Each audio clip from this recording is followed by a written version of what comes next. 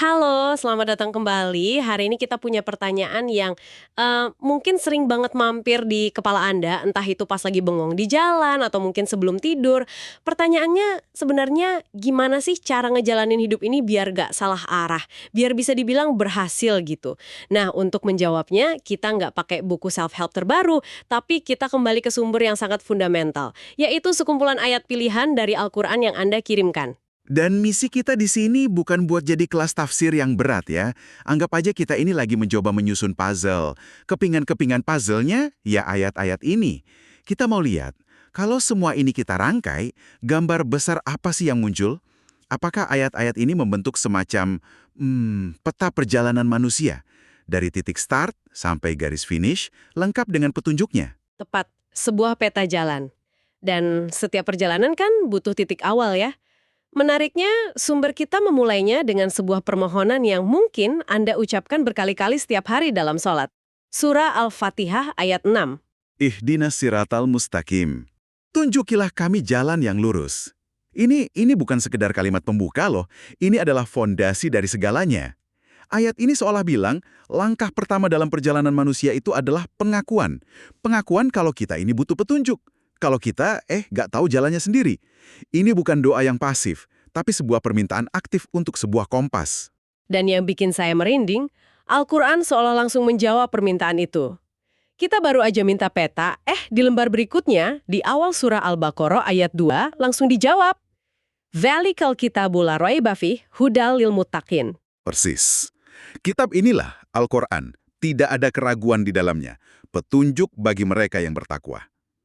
Jadi ada dialog di sini kan? Manusia bertanya, mana jalannya? Dan Tuhan menjawab, ini petanya, ini buku panduannya. Startnya sudah jelas banget. Kita butuh panduan, dan panduan itu sudah tersedia. Oke, jadi kita punya permintaan untuk sebuah peta, dan kita juga sudah diberikan petanya. Tapi peta ini untuk menavigasi apa sebenarnya? Di mana kita berada? Apa nama panggung tempat kita menjalani hidup ini? Sumber kita punya jawaban yang cukup lugas untuk ini. Surah Al-Mulk ayat 2. Ayatnya berbunyi, Allahul ladzi khalaqal mauta wal hayata liyabluwakum ayyukum ahsanu amala. Dialah yang menciptakan mati dan hidup untuk menguji kamu siapa di antara kamu yang lebih baik amalnya. Nah, kata kuncinya di sini adalah liyabluwakum, untuk menguji kamu. Ujian di sini tujuannya bukan untuk mencari siapa yang lulus atau gagal dengan skor kaku. Perhatikan ujung ayatnya. Ayyukum ahsanu amala. Siapa di antara kamu yang paling baik amalnya? Jadi, metriknya bukan kekayaan, bukan kekuasaan, bukan popularitas, tapi kualitas perbuatan. Amal terbaik. Ini mengubah segalanya kan? Fokusnya bukan pada hasil akhir yang material, tapi pada proses, pada niat, dan kualitas dari setiap tindakan kita. Jadi ini lebih seperti sebuah panggung pertunjukan di mana kita diminta menampilkan karya terbaik kita. Bukan ruang ujian dengan pilihan ganda. Pertanyaannya bukan benar atau salah, tapi seberapa baik karya kita. Tepat sekali. Dan kita tidak didorong ke atas panggung itu dengan tangan kosong loh.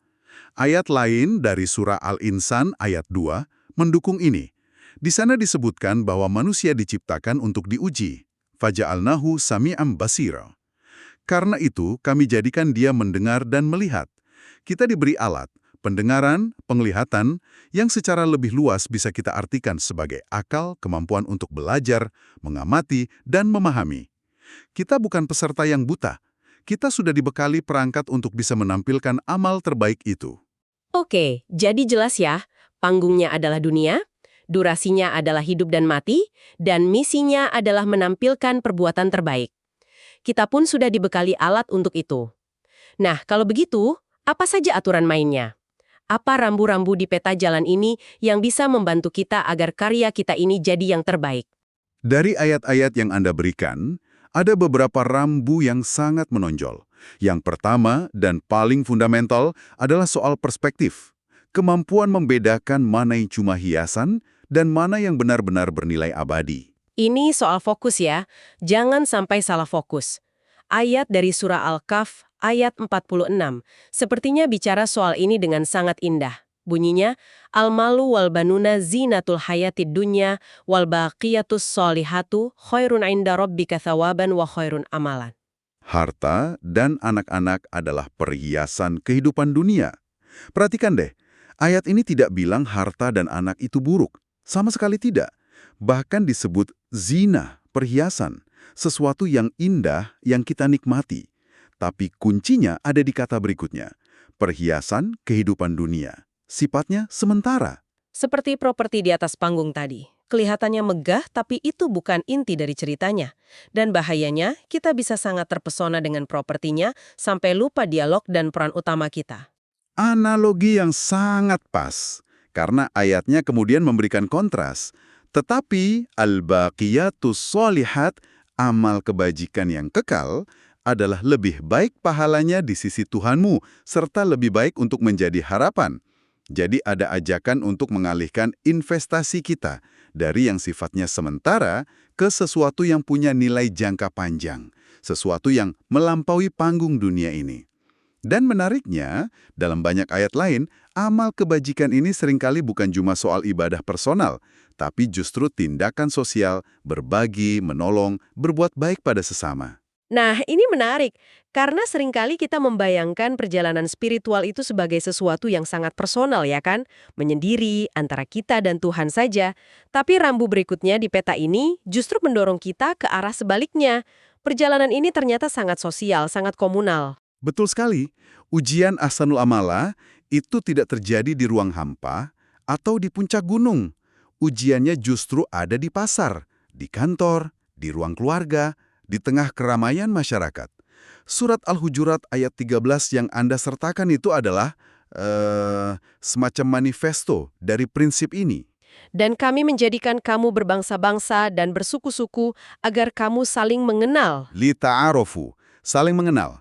Bukan saling membenci, bukan saling merasa superior, tujuannya eksplisit sekali. Dan ini adalah ide yang radikal, bahkan untuk zaman sekarang. Sumber ini mengatakan bahwa perbedaan suku, bangsa, warna kulit itu bukan sebuah kecelakaan sejarah atau sumber masalah. Itu adalah sebuah desain yang punya tujuan, agar kita saling belajar, saling memperkaya, saling memahami. Jadi, bagian dari amal terbaik itu adalah seberapa baik kita bisa menavigasi perbedaan ini. Seberapa baik kita bisa membangun jembatan, bukan tembok. Itu bagian dari kurikulum ujiannya. Lalu bagaimana cara kita berinteraksi dalam keragaman ini? Apa alatnya? Alat utamanya adalah keadilan. Ini pilar yang sangat kokoh dalam peta jalan ini. Sumber andali, mengutip surah Al-Ma'idah ayat 8, dan ini adalah salah satu ayat yang paling kuat menurut saya. I'diluhu aqrabulit taqwa. Berlakulah adil, karena adil itu lebih dekat kepada takwa. Lebih dekat kepada takwa. Biasanya kita mengasosiasikan takwa dengan sholat, puasa, zikir. Tapi ayat ini bilang, berlaku adil sebuah tindakan sosial adalah salah satu jalur cepat menuju ketakwaan. Tepat. Ini seperti merobohkan dinding antara ruang spiritual pribadi kita dan ruang sosial publik kita. Ayat ini seolah mengatakan, mau tahu seberapa dekat hubunganmu dengan Tuhan? Coba lihat seberapa adil perlakuanmu terhadap orang lain, bahkan terhadap orang yang tidak kamu sukai. Keadilan di sini bukan pilihan, bukan sesuatu yang kita lakukan saat lagi mood aja. Ia adalah syarat kedekatan dengan Tuhan. Ini mengubah permainan, kan? Perbuatan sosial kita punya bobot spiritual yang luar biasa besar. Wow, jadi rambu-rambunya jelas. Pertama, fokus pada investasi jangka panjang berupa amal baik. Jangan terdistraksi oleh perhiasan duniawi. Kedua, sadari bahwa kita hidup dalam keragaman yang dirancang untuk saling mengenal. Dan ketiga, gunakan keadilan sebagai kompas dalam setiap interaksi sosial, karena itu adalah inti dari perjalanan spiritual kita. Kuat sekali pesannya. Oke, kita sudah punya titik awal, deskripsi arenanya, dan rambu-rambu utamanya. Tapi setiap perjalanan, setiap ujian, pasti ada konsekuensinya, ada garis finishnya. Bagaimana peta jalan ini menggambarkan ujung dari perjalanan kita? Apa yang terjadi setelah pertunjukan selesai? Disinilah konsep akuntabilitas total masuk. Dan sumber ini menggambarkannya dengan cara yang tidak main-main. Puncaknya adalah kesadaran bahwa tidak ada satupun perbuatan kita yang sia-sia atau terlupakan. Semuanya dihitung. Anda merujuk pada surah Az-Zalzalah ayat 7 dan 8. Ayat yang pendek tapi dampaknya luar biasa. Famay ya'mal mithqala dzarratin khairan yarah, wa may ya'mal mithqala dzarratin syarran yarah. Maka barang siapa mengerjakan kebaikan seberat zarrah, niscaya dia akan melihat balasannya. Dan barang siapa mengerjakan kejahatan seberat zarrah, niscaya dia akan melihat balasannya. Kata kuncinya adalah zarrah. Zarah ini sering diartikan sebagai atom ya, partikel debu atau pokoknya sesuatu yang paling kecil yang bisa kita bayangkan. Jadi bahkan perbuatan sekecil debu pun akan diperlihatkan kembali. Tepat. Coba bayangkan implikasi psikologisnya. Ini menghilangkan kemungkinan kita untuk berpikir, ini kan cuma hal sepele. Senyuman tulus ke petugas kebersihan, atau sebaliknya, komentar sinis yang kita tulis di media sosial dalam sepersekian detik, semuanya punya bobot. Semuanya masuk neraca. Ini konsep yang sangat humbling, membuat kita jadi sangat sadar akan setiap pilihan kita. Itu benar-benar mengubah cara kita memandang tindakan sehari-hari. Itu bukan lagi sekedar tindakan, tapi sebuah jejak yang akan kita temui lagi nanti. Betul. Saya jadi ingat, beberapa hari lalu saya terjebak macet parah. Ada mobil yang menyerobot seenaknya. Reaksi pertama saya, terus terang, tidak baik. Umpatan sudah di ujung lidah. Tapi kemudian ayat ini terlintas di kepala. Emosi sesaat yang terasa sepele itu, pikiran negatif itu, punya bobot zarrohnya sendiri. Itu seperti rem internal yang sangat kuat. Mengingatkan kita bahwa bahkan niat dan pikiran kita pun adalah bagian dari amal yang sedang kita kerjakan. Dan konsekuensi dari akumulasi zarah-zarah ini, baik dan buruk, digambarkan dengan sangat nyata kan? Bukan sesuatu yang abstrak. Sangat nyata, sangat indrawi. Kembali ke surah Al-Kahf, di ayat 29-31, digambarkan dua hasil yang sangat kontras. Untuk mereka yang zolim, digambarkan api neraka yang mengepung. Dan jika mereka minta minum, diberi air seperti besi mendidih yang menghanguskan wajah. Gambaran penderitaan yang sangat fisik. Mengerikan sekali. Tapi di sisi lain, untuk mereka yang beriman dan menampilkan ahsanu amala, dijanjikan bahwa kami tidak akan menyia-nyiakan pahala orang yang mengerjakan perbuatan baik. Bagi mereka, ada surga Adn, sungai-sungai mengalir di bawahnya. Mereka memakai perhiasan emas, pakaian sutra hijau, bersantai di dipan-dipan yang indah. Lagi-lagi sebuah gambaran kenikmatan yang sangat fisik dan indrawi. Tujuannya sama, untuk membuat kita sadar bahwa setiap pilihan kecil kita selama di panggung dunia ini akan berujung pada konsekuensi yang sangat nyata dan bisa dirasakan.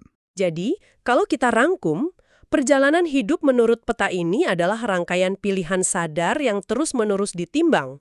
Setiap tindakan, sekecil partikel debu, adalah sebuah investasi yang akan menentukan tujuan akhir kita yang sangat konkret. Tidak ada yang terlewat, semuanya bermuara pada pertanggungjawaban. Jadi, setelah kita menyusun kepingan-kepingan puzzle ini, gambar besar apa yang akhirnya kita lihat? Tampaknya, Al-Quran tidak menyajikan hidup sebagai serangkaian peristiwa acak, tapi sebuah perjalanan yang sangat terstruktur, penuh tujuan. Tepat sekali. Ada titik awal yang jelas. Kesadaran bahwa kita butuh petunjuk, yang dilambangkan oleh doa di Al-Fatihah. Lalu, ada definisi arenanya. Dunia sebagai panggung untuk menampilkan karya terbaik kita, bukan sekadar tempat mengumpulkan harta. Kemudian disusul dengan peta jalannya, yang berisi rambu-rambu super penting. Seperti, bedakan mana perhiasan yang fana dan mana amal yang abadi. Lalu, pahami bahwa keragaman manusia itu sebuah desain untuk saling mengenal, bukan untuk berkonflik. Dan yang paling penting, tegakkan keadilan karena itu adalah jalan pintas menuju Tuhan. Dan akhirnya, ada tujuan akhir yang tidak bisa ditawar. Sebuah titik pertanggungjawaban total, di mana semua pilihan kita, sekecil zarah sekalipun, akan kita lihat kembali hasilnya. Pesan utamanya adalah hidup ini penuh makna. Anda adalah pemeran utama dalam kisah Anda sendiri. Anda sudah diberi naskah panduannya. Dan pada akhirnya, Anda bertanggung jawab penuh atas penampilan yang Anda sajikan. Bukan nasib buta, tapi murni pilihan, tindakan, dan konsekuensi. Sebagai penutup, kami ingin meninggalkan Anda dengan satu pemikiran untuk direnungkan, yang muncul langsung dari ayat tentang zarah tadi. Ini semacam latihan mental yang mungkin bisa mengubah banyak hal. Sebuah pertanyaan yang bisa Anda bawa pulang dan renungkan sendiri. Pertanyaannya begini, Jika setiap tindakan, setiap kata, bahkan setiap pikiran Anda yang paling sepele sekalipun sedang ditimbang dan akan Anda lihat kembali suatu saat nanti, bagaimana hal itu akan mengubah cara Anda merespons email yang menyebalkan dari rekan kerja, cara Anda berinteraksi dengan kurir yang mengantar paket, atau bahkan pikiran yang melintas di benak Anda saat terjebak macet besok pagi?